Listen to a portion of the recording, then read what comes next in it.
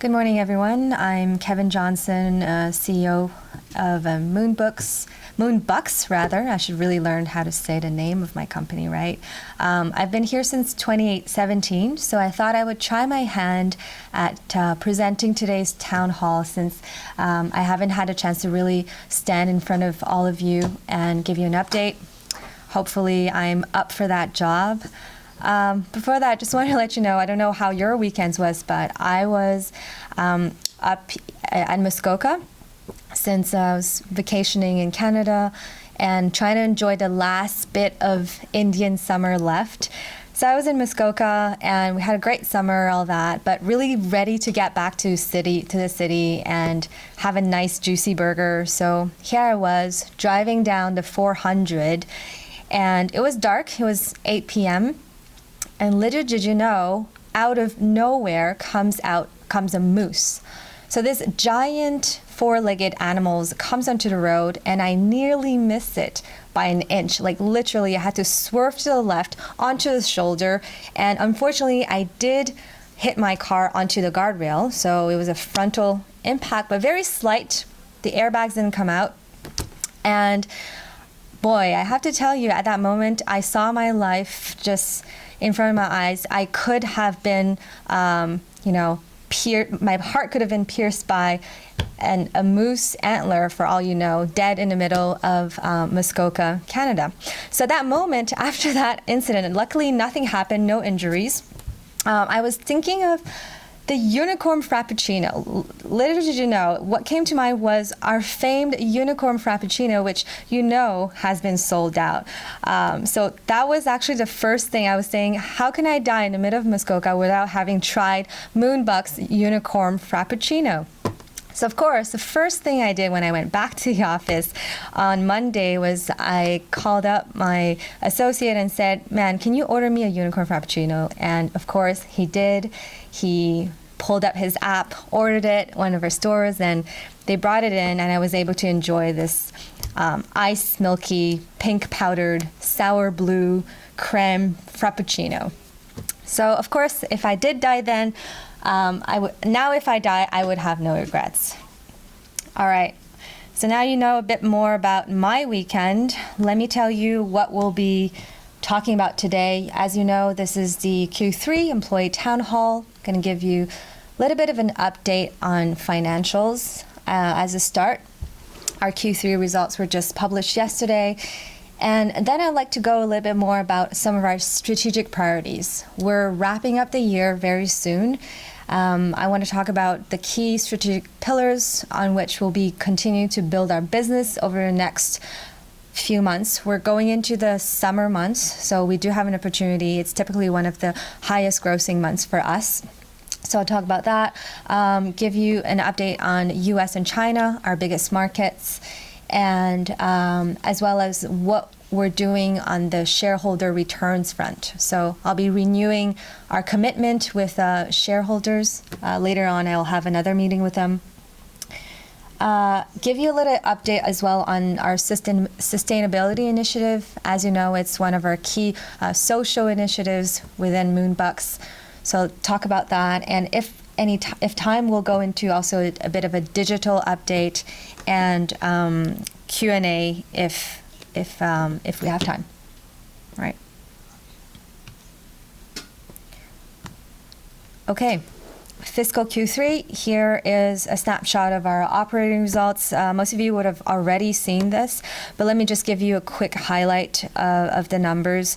Our consolidated net revenues hit a record of $6.3 billion, up 11% over the prior year.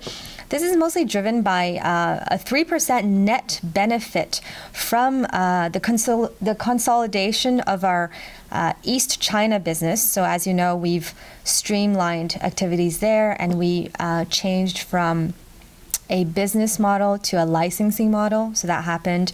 There were also other streamlining activities, including the closures of the Tivana Mall store, divestiture of our Tazo brand, and the conversion of certain international retail operations, again, from company-owned to licensing models.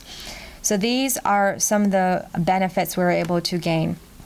We also were able to increase our top line because of favorable FX rates, especially for the China market. And we've had some really strong performances from new stores. So comp sales increase also 1% globally and in the US. So there was a comp sales increase if you look at each individual store. So if you exclude the effects impact and impact of streamlining activities, revenues were up 7%. So that's different from the 11%. What else can I say there? I mean, the slide is pretty much self-explanatory. Oh, right. So for this quarter, our non-GAAP EPS totaled 61 cents. And this includes a 0.2 cent impact from the anti-bias training we rolled out across the board on May 29th. You probably attended that training yourself. And that represents a solid 30% increase over Q3 of last year. All right, that's the big picture. Top line's doing okay. However, on the comp sales side, it's looking slightly less promising. Our comp store sales transactions are down across the board. And I'll give you a few reasons as to why this happened. And I'll break it down by day segments. So as we know, Moonbucks, we own the mornings, right? Mornings is Moonbucks time. We have always achieved really good sales in the mornings. Lunch was flat-ish compared to last year, and the afternoons are quite negative. So when you think of the afternoon and evening part, it's actually quite a small part of the day. You know, most people would have had lunch, maybe have one coffee right after lunch, but then that's it. They wouldn't really come back necessarily. And there's really an opportunity to capture the afternoon. And if you think of the size of the negative comps that we're seeing here, it's quite small. But there is definitely an opportunity. I think what happens at store level is that we need to focus more on the customer. Of course, in the afternoon, it's the busiest time. You need to restock, you need to clean and train new staff perhaps, but we need to keep the eye on the customer. Make sure that if they're coming in, we're converting them towards more sales and more purchases. And to boost our afternoon, we actually have a big opportunity on the product side. We're going to be moving into the warmer months soon, and we're introducing some exciting innovative products such as the Nitro coffees. I hope you all tried the Nitro coffee. It's amazing. And of course, we should try to highlight, whether it be merchandising or point of sales, we should really try to highlight some of our new product offerings so that we can convert more sales and really try to grab the afternoon portion. The challenge, as you know, is that our Frappuccino business, which was the cornerstone of our growth over the past 5 years, our Frappuccino business has been down. So although new innovative products have been up, like the Nitro and so on, it wasn't able to comp for the decline we've been seeing in our Frap business. So we need to continue launching new business, but don't worry, we have other new products in the pipeline, and these products will hopefully comp for the negative growth in Frappuccinos. All right, and of course, our end goal is to just to mention quickly, we do have a couple of exciting promotions coming down the pipeline in order to help stores drive more traffic to the afternoon. So we have something called the Moon Dashes, where you can double your points on your app. And there's going to be other kinds of promotions that will draw more traffic and repeat purchases. So that's all coming in for our store level. And of course, that's a good time to remind you of our 2018 overall strategy. We want to improve the customer in-store experience. We need to deliver beverage innovation. And finally, we'll be driving digital relationships. I'll be covering digital just a little bit later, but most of our traffic comes from our digital customers. They don't have to have signed to our loyalty program or anything. As soon as they have some kind of digital presence, we're able to capture their sales much better. So I'll be speaking to that a little bit later, but that's something to keep in mind. All right. Oh, I forgot to change the slide, so of course you wouldn't know what I was talking about. But here it is. What I just talked about, the comp sales, being down, the transactions, as you can see, are in the negative. All right. Now, I'd like to spend a bit more time talking about our strategic priorities for this year and the next 5 years. Our success in each of the markets will be driven by further elevation and modernization of what we call the third place experience. So we want Moonbucks to be the third place after home and work where people really come in, put their leg up, or get some more work done, also capturing the digital nomad. So it's called, as you know, the third place experience. We want people to be the place that they come in the morning for their first coffee, and then after lunch for that after lunch slump, and maybe even grab a bite in between, and of course, as I mentioned, in the afternoon, maybe a last snack or coffee before going home. So we need to build a whole suite of experiences so that customers can really be attracted to our in-store experience and want to spend time in store. For that, we need to understand consumer trends, right? There are a few trends that will be key, and it'll be important for you as you go about your daily business to keep in mind. Like, how can we leverage those trends? How can we make sure that those trends work for us and not against us? The first trend is that consumers are becoming increasingly more ubiquitous about digital lifestyles. So they will have their phone or the tablet. They're always in front of some kind of device, and that's why we need to connect with them in real time, all the time, on their various devices.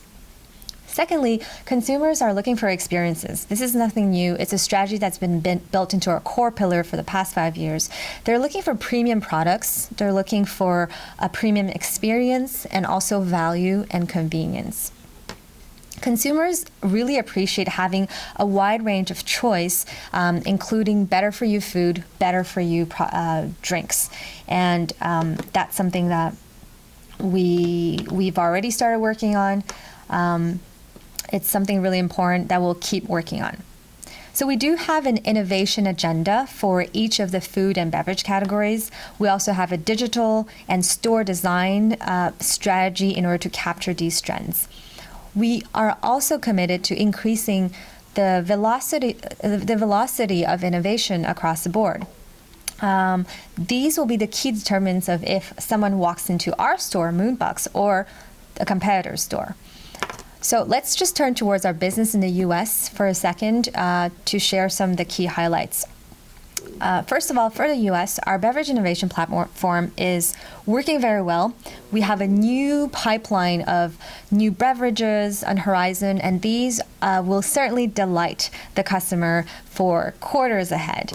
And beverage innovation is really the core of our business. That's fueling growth for coffee, tea, refreshers, and food. And all of the beverage side innovation is offsetting some of the softness we're seeing in the blended beverage side.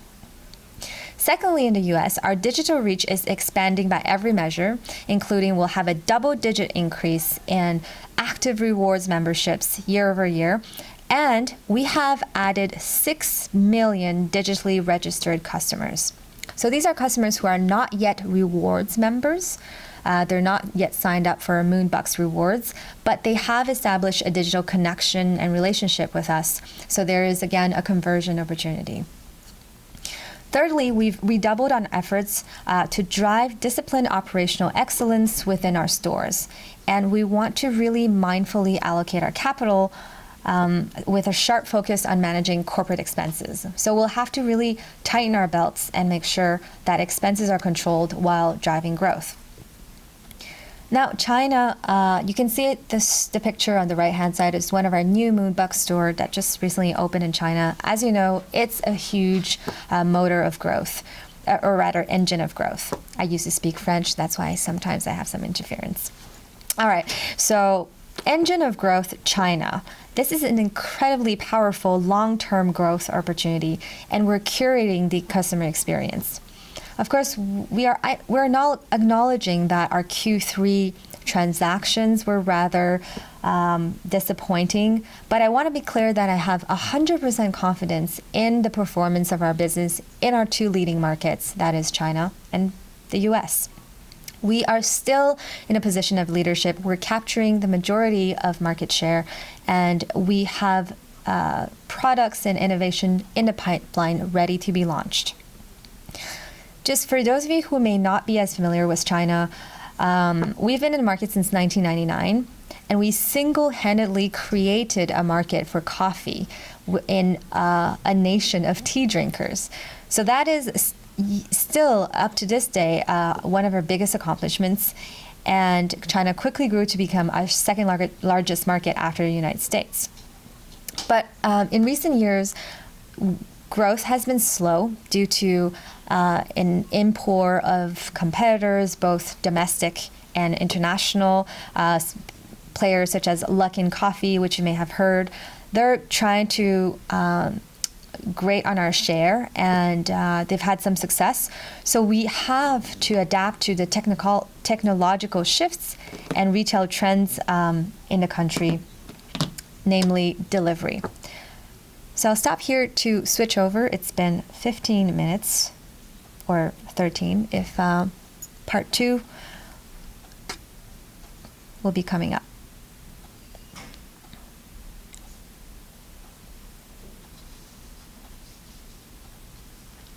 Okay, part 2.